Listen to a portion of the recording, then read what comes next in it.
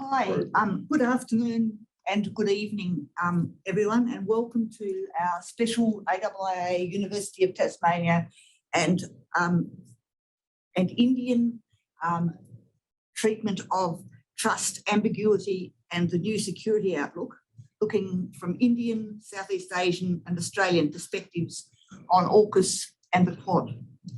This event is presented by AIIA, Australian Institute of International Affairs, and I'm Kim Boyer, its State President, the University of Tasmania's Politics and International Relations Program, and the Global Dialogue Forum from India. Welcome to those attending in person, welcome to those attending online, and particular welcomes to those attending from India. It's great to have you with us. Firstly, as a reflection of both the universities and the AIIA's recognition of the deep history and culture of this island, I recognise the traditional owners of the land on which we are meeting in person, the Palawa people, and pay respect to their elders past and present. I also pay respect to the elders of those areas in the rest of Australia where we have people zooming into our meeting. This land and this culture always was, always will be, and this land has never been ceded. Today, we're going to join our panel in asking the following questions. How does India balance its commitment to the Quad with its imperatives of continental defence and its commitment to the Quad in its relationships with China and Russia? From the Asian perspective, given that ASEAN sits between China, Australia and India, what likely effect will the wariness of its key Southeast Asian nation partners have on regional perspectives and the conduct of relationships? What key issues should the new Australian Labor government grapple with from an Australian perspective in reconciling its minilateral priorities with those of formal US alliances and engagement with the rest of Southeast Asia and its neighbours and the Pacific as well? Firstly, I'd like to actually talk about the background to this. Essentially, the advent of minilateral groupings, such as the tripartite AUKUS arrangement and the Quadrilateral Security Dialogue, the Quad, attest to the complexity of the context for a free and open Indo-Pacific. So our questions and our speakers will talk around this. So let me introduce our speakers. Firstly, from India, it's great to have Moses Mohanaran from Global Dialogue Forum. Moses is the chairman of the not-for-profit think tank, GDF, and the chairman, editor-in-chief of the associated quarterly journal, Global Dialogue Review. Great, it's a great journal. I recommend that to you. Basically, he's a Singaporean-born Indian national, and he held international reporting and senior editorial roles with Reuters News Agency, including as regional head of Reuters Television. Professor James Chin, on my left, from the University of Tasmania, is Professor of Asian Studies and an expert on the politics of Southeast Asia, providing an overview of Southeast Asia and ASEAN perspectives. Dr. Jeff Harriott, on my right, is a former ABC correspondent in India and others, and a latter-day PhD student in international relations. He's a very keen student on the Australian perspective of minilaterals. Each panellist will speak and then raise issues with each other before we move into Q&A, both in the room and also online. My colleague Jeff is handling the questions online, and we'll try to get to as many as we can, but we mightn't be able to manage them all. So first of all, over to Moses.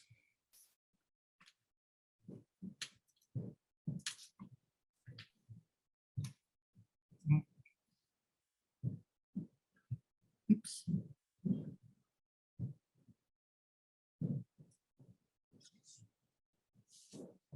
Or not. Or not. You're starting host. Are these other screens able to show him? No. So it's all the same kind of connectivity. So sorry, Moses. Are you able to hear us? They say the host has stopped the video. It says to me. I'm trying to put it on the video. Would you please try again? Okay, now it's good. Hey, Thank you. lovely to have you. You missed your introduction, but it's great to have you with us. No, I heard it. Yeah. So can we pass over to you to do your introduction from the Indian perspective? Thank you. Of, Yeah, yeah. Thank you.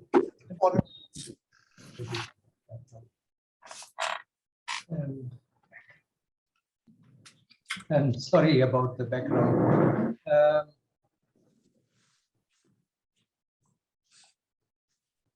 I'm sorry we had to do it from home because of the, this is where we were connected. Anyway, I hope everyone can hear me. So greetings to everyone from New Delhi, especially Ms. Kim Boyer, President of the Australian Institute of International Affairs, Tasmanian branch, and our moderator for today, Dr. James Chin, Professor of Asian Studies, University of Tasmania,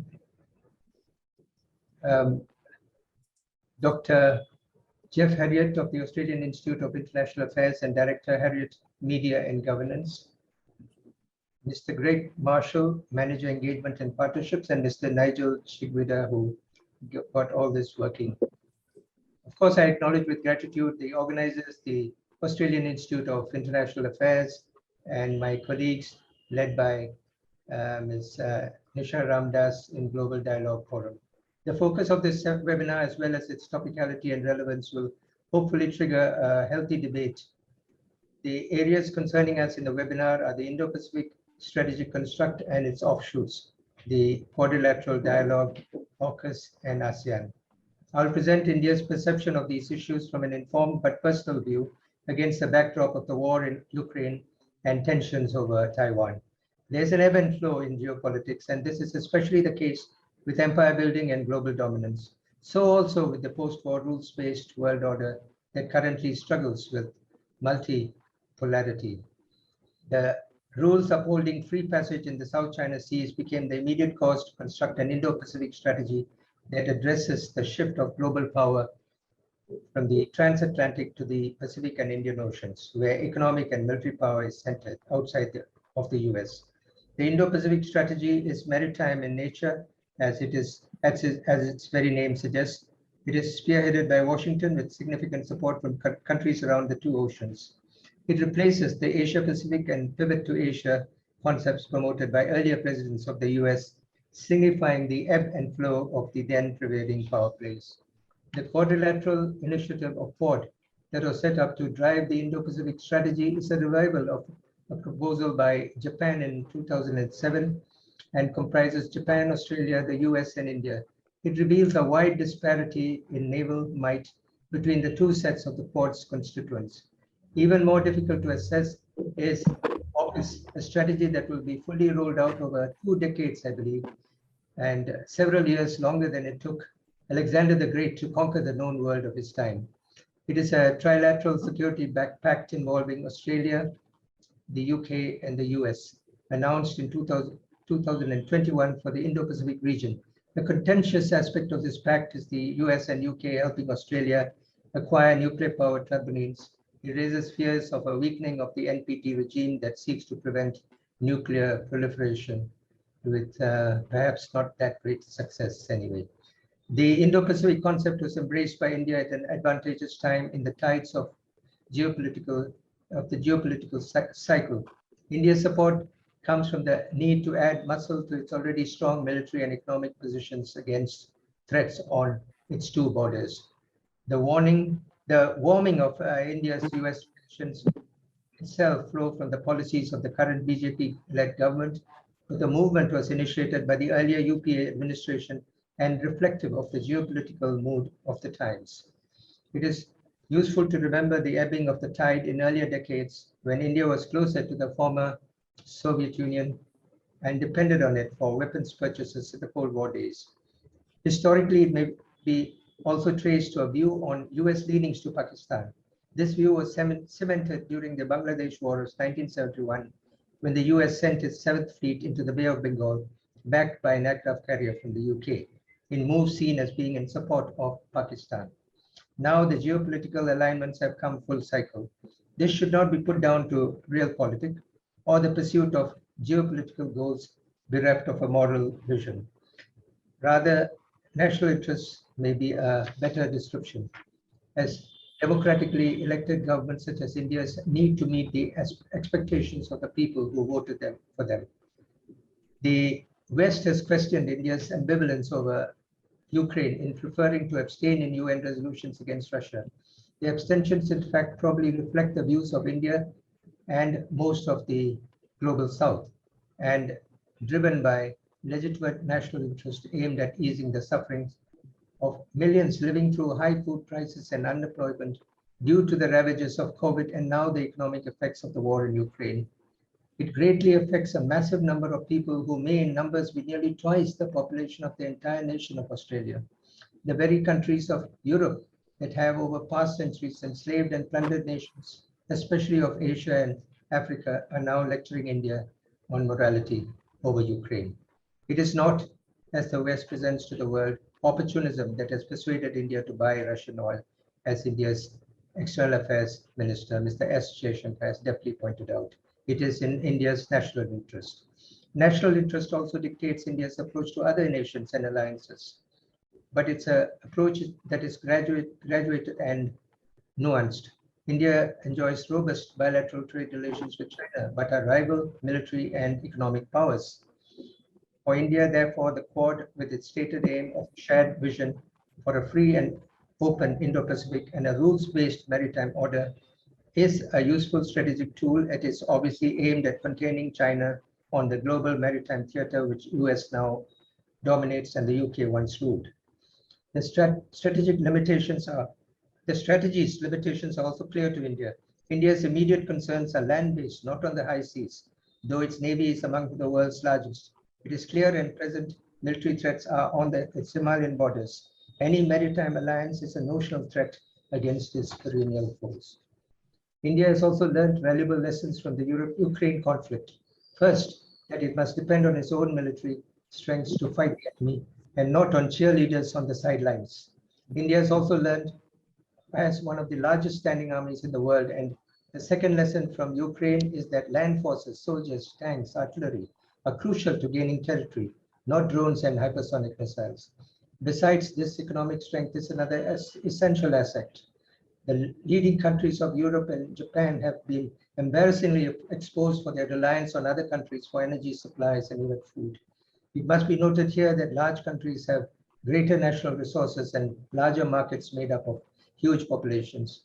The three largest single country domestic markets are the US, China, and India, and they have drawn on their own resources to a large extent to withstand the COVID-19 pandemic and the war in Ukraine. India, in fact, exports rice to China and wheat to the rest of the world. Though energy deficient, India decided to defy the Western-led imposition of sanctions against Russia over Ukraine because Moscow offered significantly lower prices for its oil, and it is expanding their bilateral economic engagement in other areas too, in Indian rupees and in Russian rubles. The countries of the UK, EU, and the UK who have enslaved the people and plundered their West in the not so distant past deliver moral lectures, reflect and reveal the deep fault lines between the global North and the global South. This may not lead to a revival of a third force such as the non-aligned movement or NAM in the modern world, which seems to be progressing away from the ideologies to materialism. The global South could prefer to turn to the G20 grouping as more representative of their interests than the elitist G7. Indonesia, the world's fourth most populous country and the ASEAN grouping to which it belongs, may favor a more neutral, NAM-like bloc without divisive ideological trappings. ASEAN is a stable and prosperous market that attracts global interest. For instance, it is one of China's two largest trading partners along with the US, with India also raising the level of economic engagement with it. This has brought the two Asian giants into direct competition that could turn bitter. The rivalry has become more intense following India's decision to gradually decouple its economic ties with China. It has moved beyond curbs on Chinese-produced apps entering India to apps that have any Chinese ownership, even if it is significantly lower than majority shareholdings. Beijing fears the restrictions may lead to a shift in the ASEAN market towards non-China invested apps or other allied products. Currently, the immediate epicenter of global crisis may have moved from Ukraine to Taiwan, akin to transitioning from the sublime to the ridiculous. The consequences of the nighttime landing in Taiwan of the second in line in succession to the highest position in the US has evoked bitter opposition from China. Nancy Pelosi apparently believes her visit does not contradict the one China policy upheld by the northern and southern hemispheres. Most nations are fearful of calling into question issues of sovereignty, lest it is turned against them at a future date.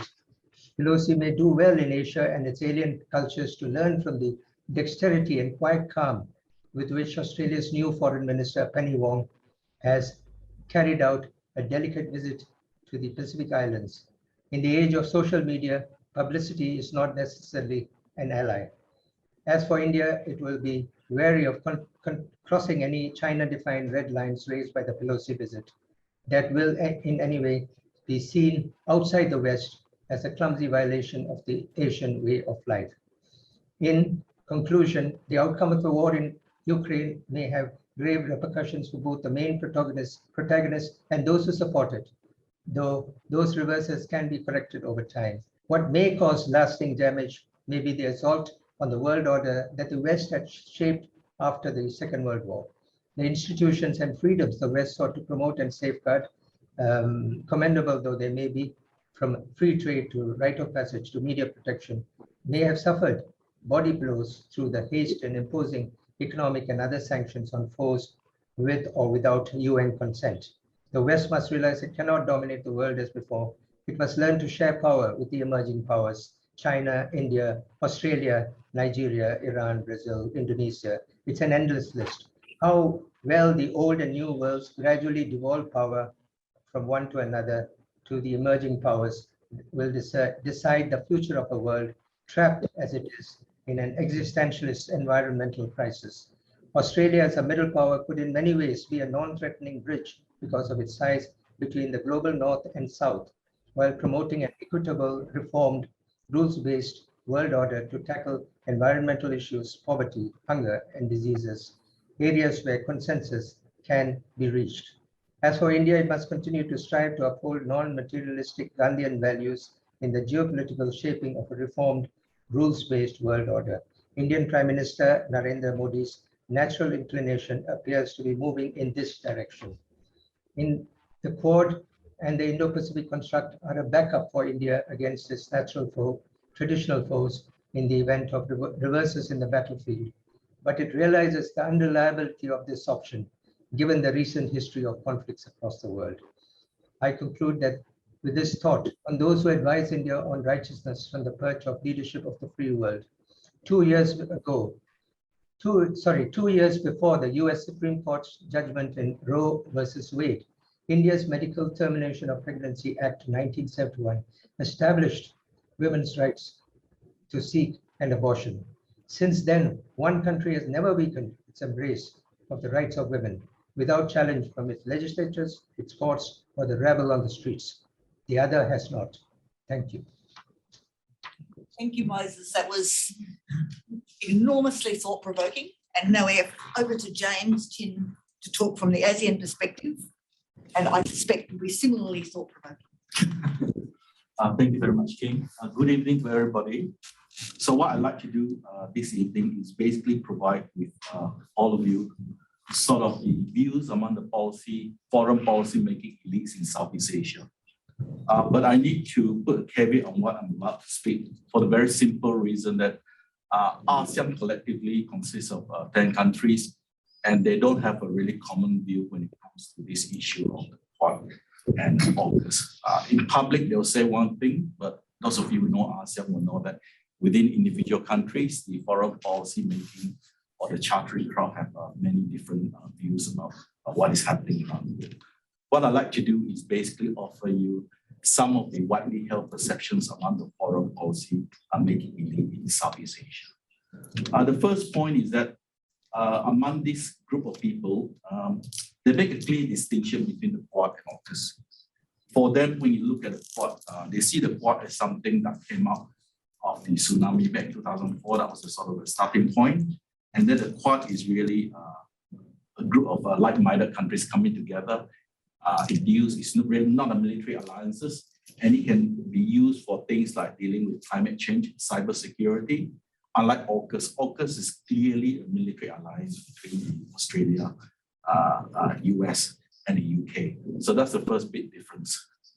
The second big widely held view is that over the long run, many of these people believe that things like AUKUS and Quad, especially when there's talk about Quad Plus, all these over the long run will sort of diminish the idea of this thing called ASEAN centrality. As you know, right, ASEAN centrality is one of those keywords that ASEAN uses for the past 30 odd years. So this is where the real dilemma lies in Southeast Asia. This idea about the rise of China and China's growing assertiveness, they are worried about that this will lead to a real arms race between the West, led by the US, versus China, and that Southeast Asia will basically be the ground in which all these contests will take place, given that we have active contests in the South China Sea. So basically, their idea is that while all of these new institutions may be good in dealing with current crisis, providing additional platforms for people to talk about the issues, over the long run, the whole idea of ASEAN centrality will go out the window. The third point is, I think, a lot of them are worried. As I know certain countries, the policy-making class are really worried about this idea of AUKUS. The first thing is that there's been no details published about AUKUS. Everything that you hear in AUKUS is basically through statements made by the ministers or key Australian officials or key US officials. But there's never been sort of a document updates on really what AUKUS is about. People talk about AUKUS being a 20 to 30-year project, and they like to project it as basically nuclear submarines to replace the current fleet using nuclear technology. But there's a nagging suspicion given the fact that there's so much uncertainty in the security environment. In 20 or 30 years' time, Australia may find itself in a position where it really doesn't have a choice, but they may have to upgrade from nuclear power submarine to some sort of nuclear weapons. So that's the other thing that sort of worries the Southeast Asian policy-making class. And of course, there've always been, as Moses mentioned, there've always been a lot of suspicion about this sort of thing, simply because, to put it crudely, AUKUS is very much a white person's club. I mean, it is very obvious. And the other reason why they get annoyed was that because there was no hint at all. Even the closest allies to America, UK and Australia were not told in advance that there was any planning or any hint of this was coming. So I think there is a lot of uncertainty, a lot of apprehension about it. But looking at it from the wider perspective, I think it is quite clear that ASEAN collectively, the first phase of ASEAN, as you know, was coming together to stop the spread of communism or threat from China and Vietnam. But the second phase, and we're still living through, is that ASEAN, at the end of the day, is more interested in economic issues. So while they pay lip service to security issues like AUKUS, I think at the end of the day, they'll be spending a lot of their energy and time on things like the Indo-Pacific Economic Framework. They'll spend a lot of time on RCEP. Basically, what ASEAN wants to do is basically to grow the economy. So that's the reason why within some ASEAN circles, they're talking about things like the Quad Plus, which is adding additional members to things. My final point is that I don't think we should get too excited about this for the simple reason that we can see that in the last 10 years, because of these big changes in the international arena, we can expect, with the rapid changes in the security architecture environment, there's a lot of new players coming to the ground, and you can see there's lots of new groupings, especially smaller groupings that are popping out left and right for specific purpose. And I think this is all about this whole idea of multipolar world where you need countries to come together, starting off with very specific issues, and from there you can grow up to something maybe larger. My final 2 points is very simple, is that, in the coming years, all these sort of security issues we face, things like AUKUS, all the road leads back to the intense geostrategic competition between the US and China.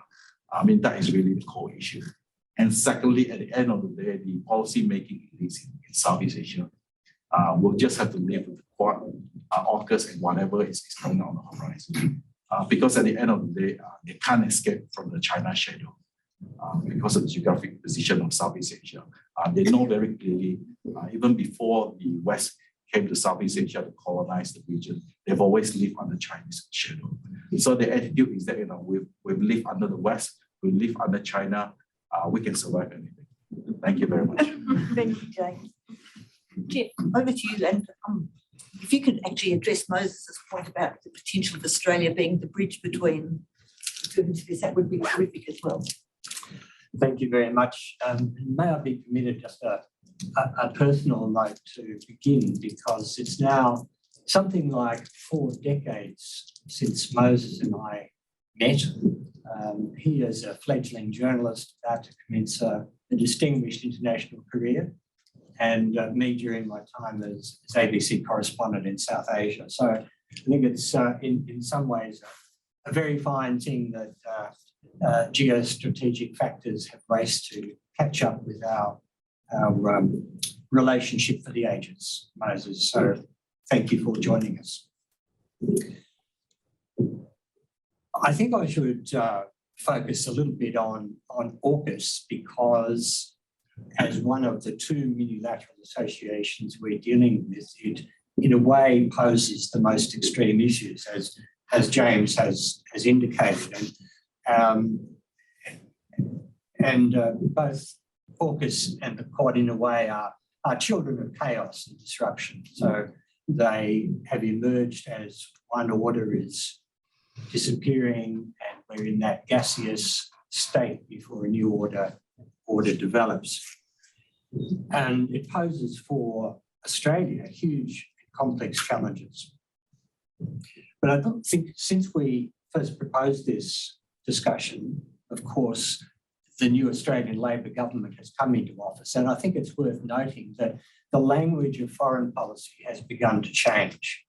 So first of all, Labor has returned to a previous mantra, namely that Australia's future security lies in Asia, not from Asia.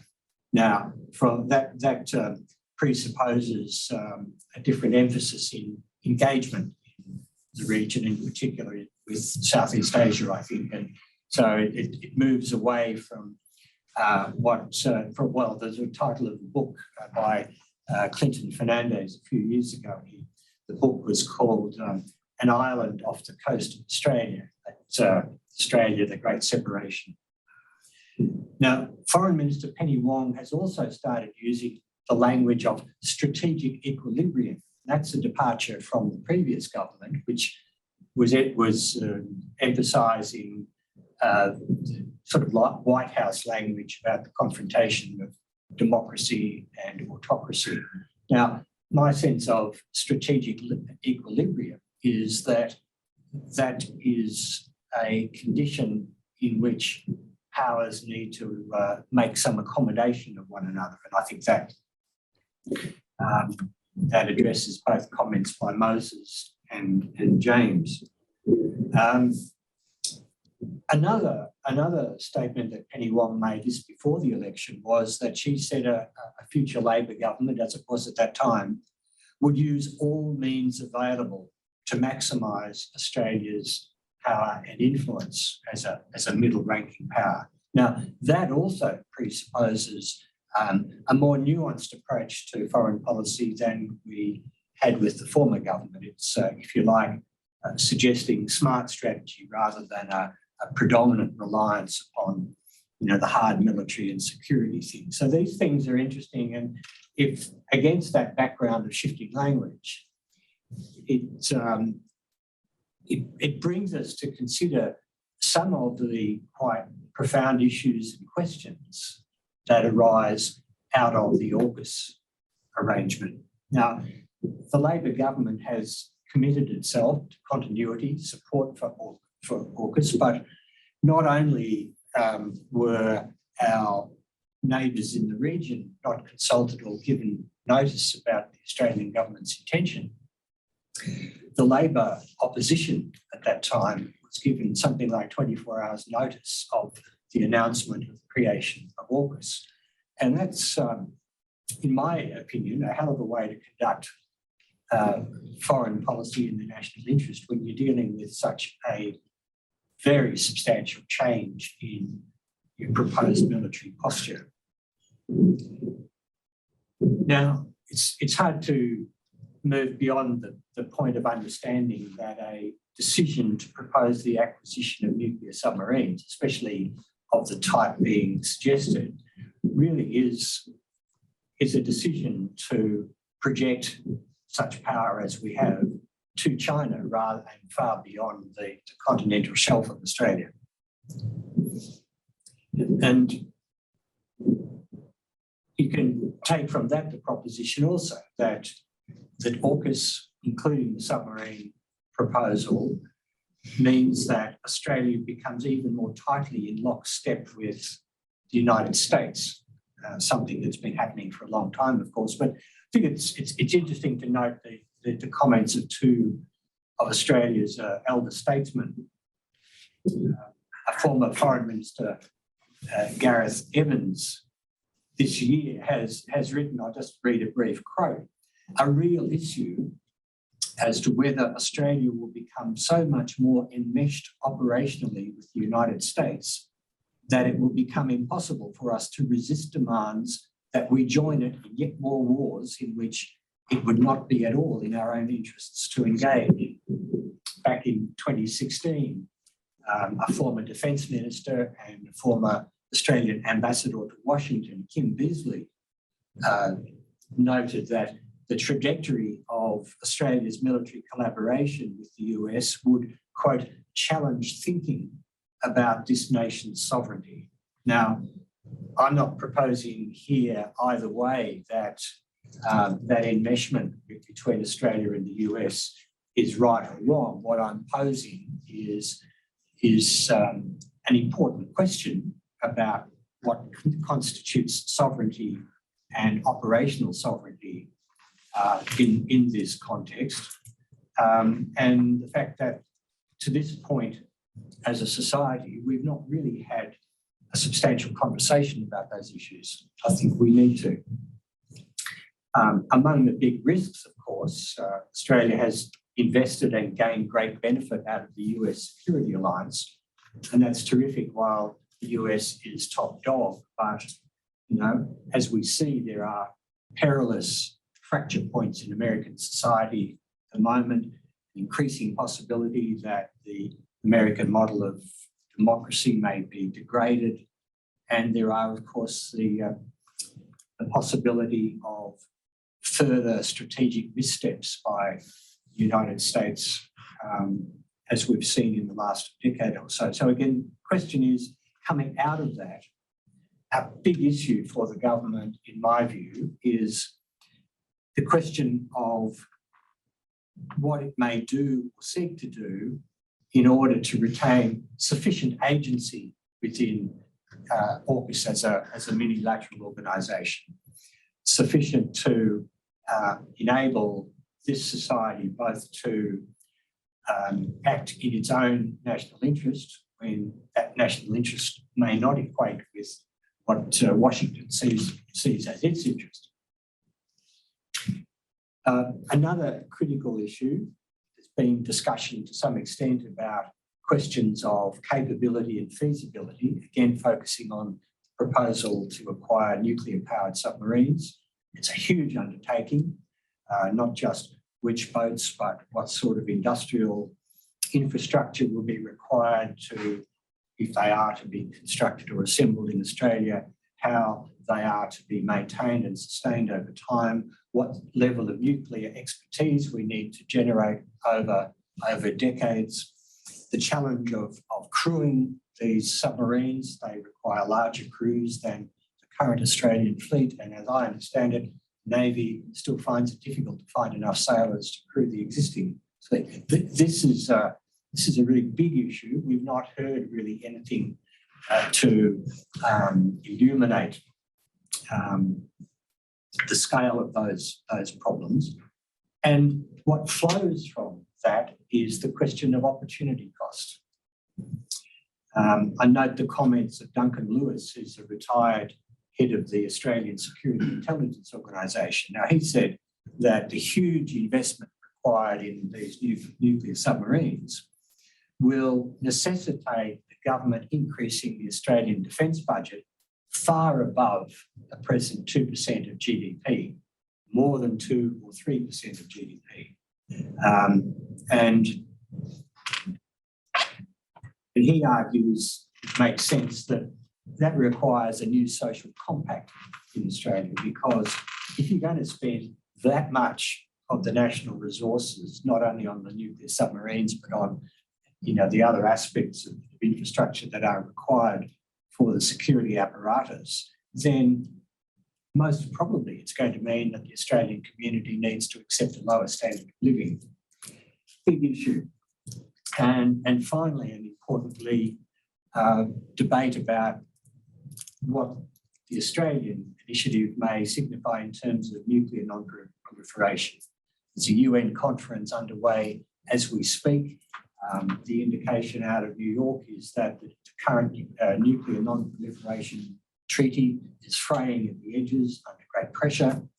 Australian diplomats are working with the Atomic Energy Agency to shore up provisions in the treaty structure to take account of the sort of initiative that Australia is proposing. But concern remains, and debate will continue as to whether, legal or not, this creates a precedent for other nations to follow. Importantly, once a nuclear reactor goes into a military vessel, the International Atomic Energy Agency can't monitor it.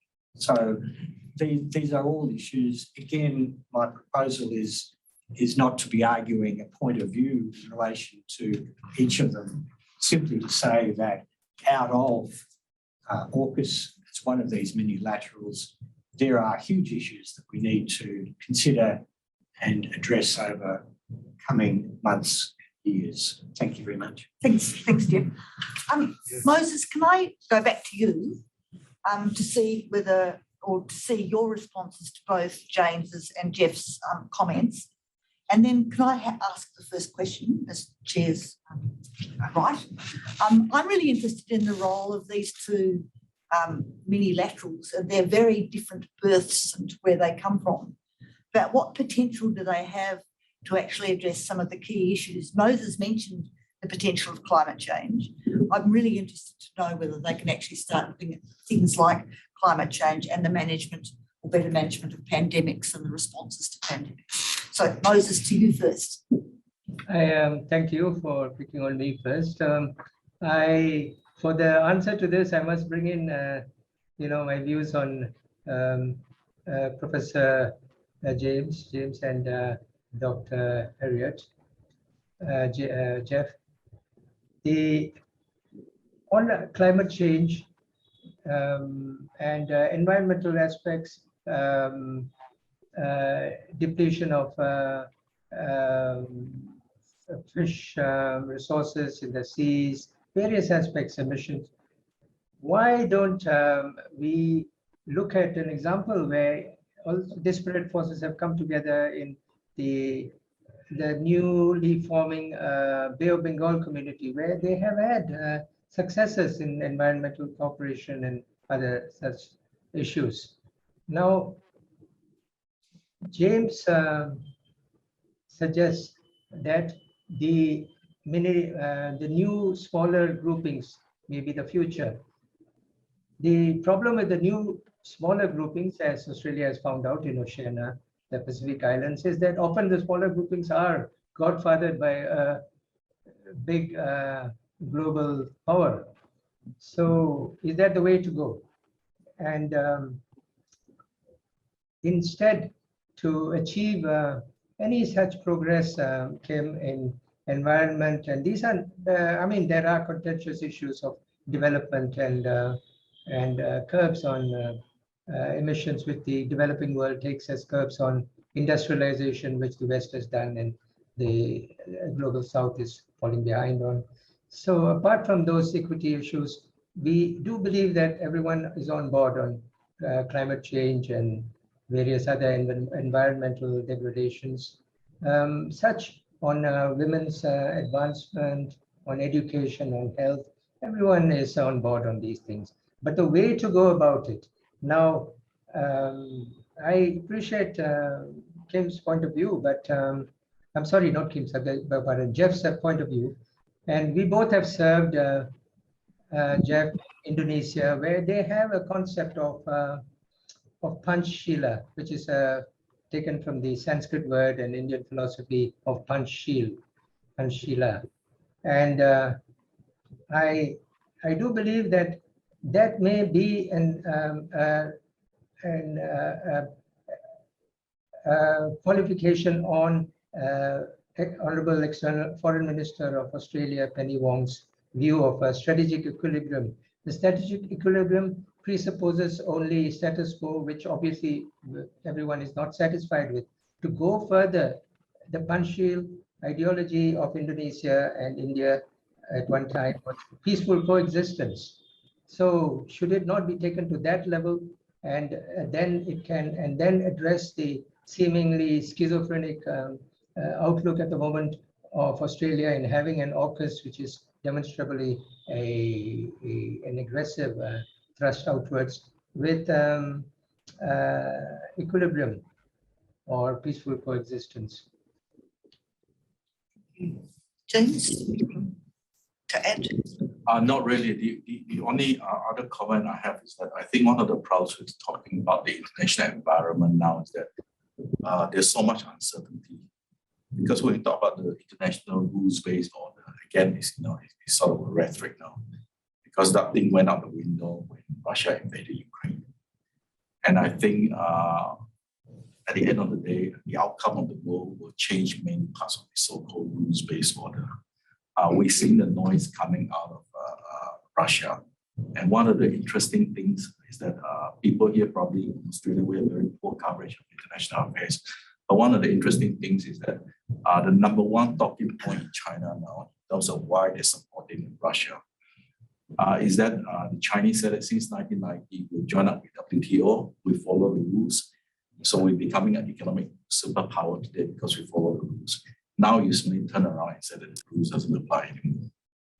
So it is, in terms of the Chinese framing, it's about hypocrisy. You have the international rules order, but that rules only stays if you're on top.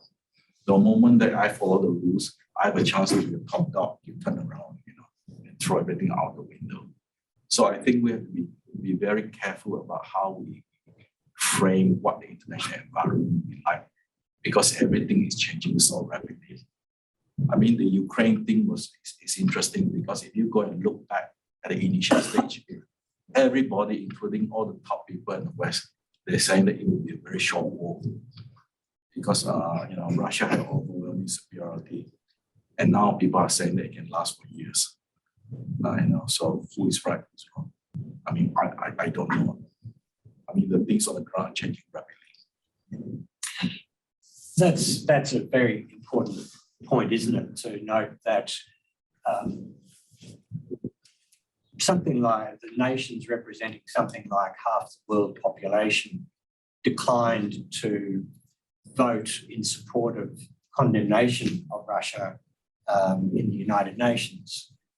There is a very high degree of disillusionment, skepticism about the recent history of the West, the attitude of the US-led order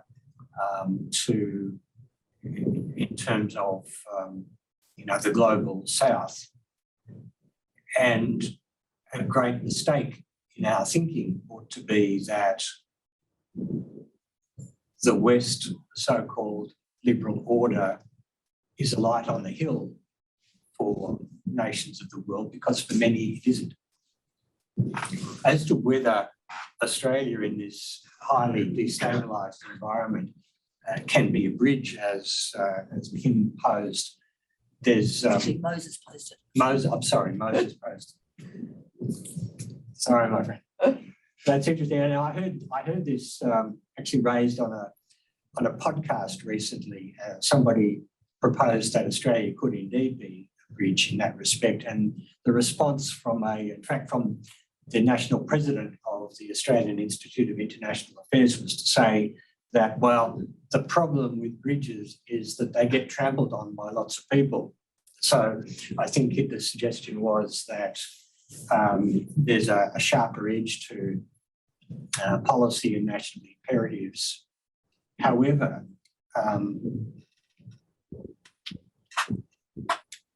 we need to wait to see how the current Australian government further develops and articulates its foreign policy, given all the other stresses that it's facing at the moment. But all the indications about engagement, about, again, giving greater respect to the role of diplomacy in foreign policy, that's been very neglected in the last decade.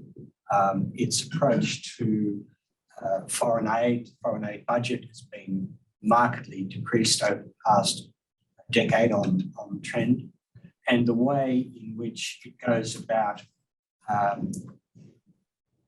reaffirming if you like, the Australian narrative as a resident member of the Indo-Pacific may take us some little way towards at least being an interlocutor between West and our other neighbours. Let's hope so. Thank you. I think it's time to go to Q&A. So is there anyone in the May I just intervene? 2 quick points. May I, Kim? Yes. Go ahead. One is to James. James, I do appreciate all the points, but a small fact, which I believe I'm right on, that Quad in its present to this day has his most publicized activities have been naval exercises, not holding seminars on environment. This is the fact of the matter.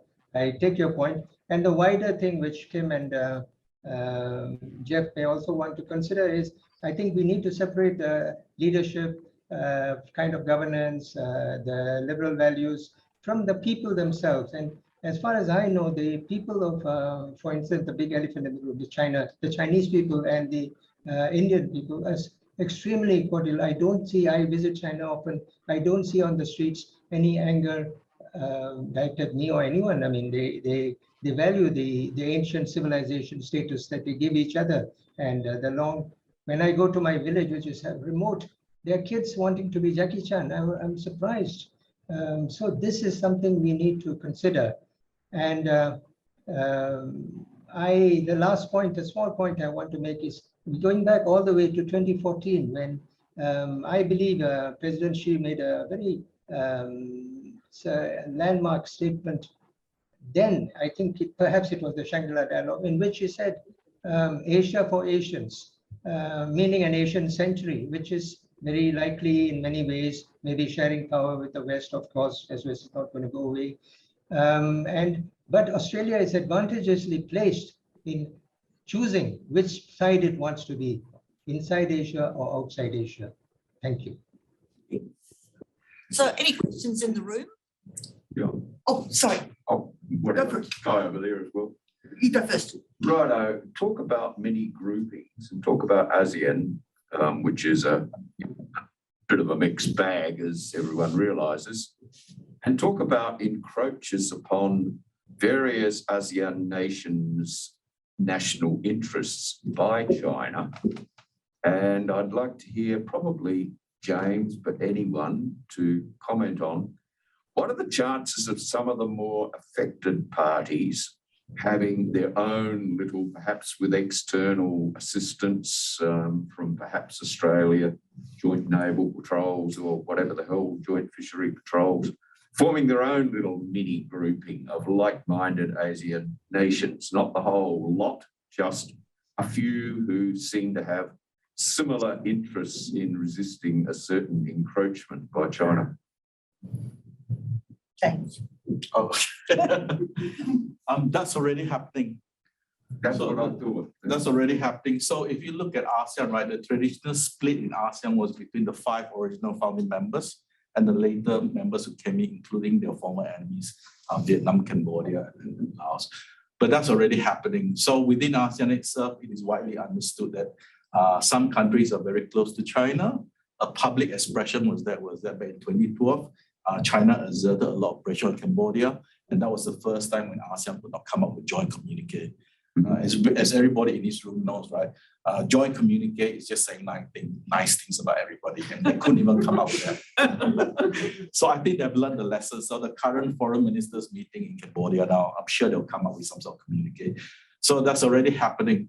That's not the problem. The problem is that from day one, China has been very careful and very clever about the way they dealt with the number one issue with ASEAN, which is South China Sea. And from day one, China has said that we will not talk to ASEAN collectively. We will only deal with China, with individual ASEAN members on the issue of the South China Sea.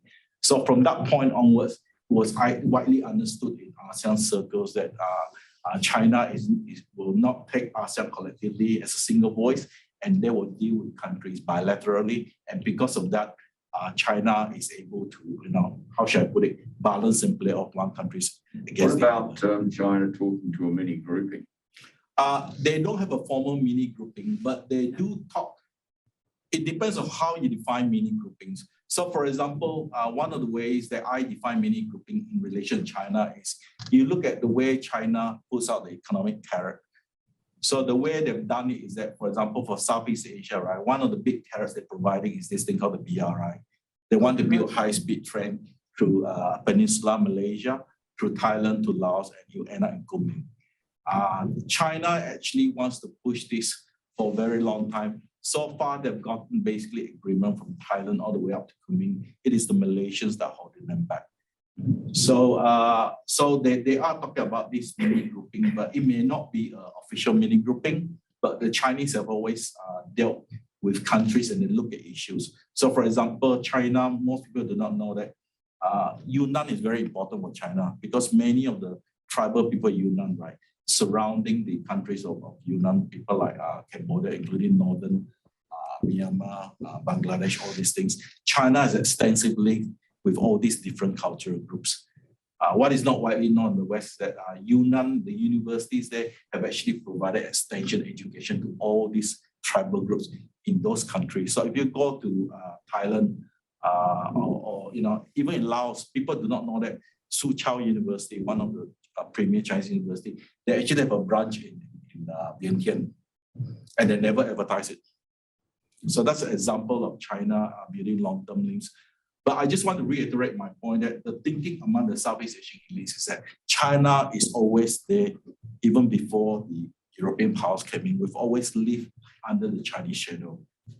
It's going to be a bit more of a shadow, perhaps. Yes, but the point is that we have survived for a few hundred years. There's no reason why we can't survive in the future. Can I go to Greg now? Have Yes. you got any of the online ones, please, Greg? Yes, there's two. The first is a question for Moses. And the question is, just for clarification, Moses, do you think India is right to join the Quad?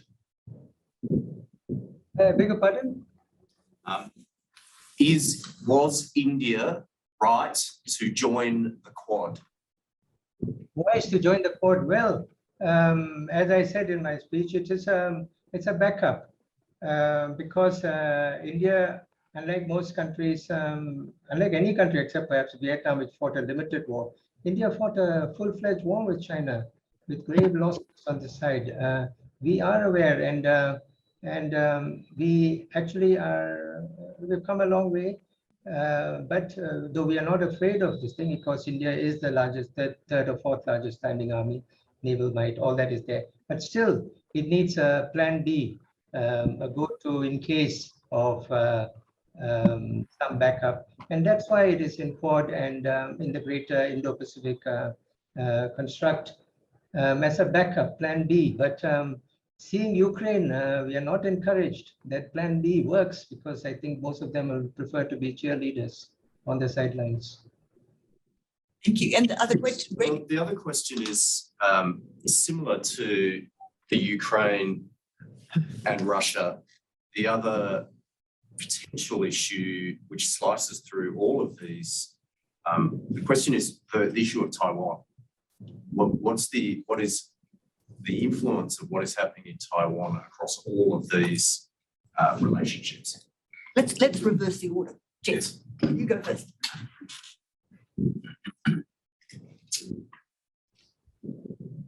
Within Australia, there is a very active debate about the Taiwan issue. There are those, including colleagues at this university, who argue that because of the status of Taiwan as a thriving democracy, that of course we, Australia, should join with others in helping to preserve that democracy in the face of possible Chinese aggression. The other side of the debate comes from eminent thinkers. I mean, Hugh White is an eminent strategic thinker in Australia who makes, to me, a very plausible argument. If I can try to paraphrase it, I think it really sums up the dilemma.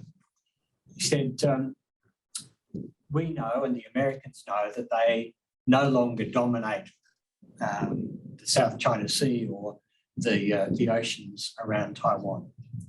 There is no guarantee that if an armed conflict arises, that the Americans could win. Now, back in the mid-1990s, there was a crisis surrounding Taiwan. I think it followed the visit of a Taiwan leader to the US.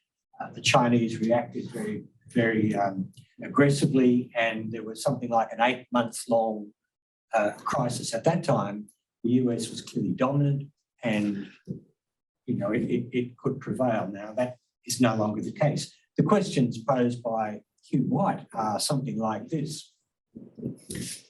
If China does act on Taiwan, what does America do? And he argues that if America chooses not to engage, then it makes a nonsense of the US alliances with South Korea and Japan. If America chooses to engage and does not prevail, it makes a nonsense of the survival of the alliances with South Korea and Japan. If America engages, Australia could likely be a military target because of the intelligence bases we have on this territory, the presence of US forces. Who knows? If America does not prevail, ultimately it can go home. We're not going anywhere. So there are huge risks associated with the Taiwan issue if indeed it continues to develop ominously, as may well be the case. So it's very sobering, Jeff. Do you want to add to? Well, basically the views of the Southeast Asian elites is that Taiwan is part of China. So they're not going to, they're not going to stir the hornet's nest. The other view is that the consensus is that China is not going to do anything about Taiwan as long as none of the Taiwanese leaders declares independence. So they think that this game about all these threats against America, noises from the Americans about Taiwan, all these things. All this is just noise. For them, the bottom line is when the Taiwanese declare independence, that's when they move in. Other than that, for Southeast Asia, it's purely an internal Chinese matter. But at the same time, we want to trade with Taiwan. We just want to make money. Okay. Moses, last word from you. I think of all the countries, India has the most stake in this. India is the only country, is eyeball to eyeball, tens of thousands of troops at great heights in snow and rain confront each other eyeball to eyeball. So for us, it's not America, it's not any of the other countries, none of them. Maybe Vietnam in a small way, but they are not taken as a threat. We do, and we have to be careful on our relationships. Will India, with a billion+ population, go to any great lengths over any Chinese disruption of Taiwan against another 1 billion plus country, both nuclear armed? Not a chance. We will accept whatever our views are on this, also one China policy. And I believe historically that when Taiwan was deprived of its membership of the permanent membership of the Security Council and given to China, it is historically recorded that our then Prime Minister Jawaharlal Nehru was one of the promoters of the theory that China should, and in all fairness, have that Security Council's seat. And it has not changed much since then. And as James, I fully agree with you. You're all in there, take the money and run. That's it.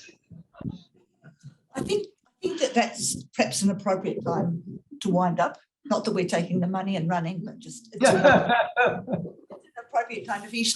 Can I please thank you, Moses, in particular, for the challenges that you've had in joining us and how great it's been to have you. Thanks, James, wise always. Thanks, Jeff, also wise always. Thanks also to Greg and to the wonderful offsider Nigel, who made it all work. And thanks to everyone for coming, both online and in the room. It's been great. Thank you.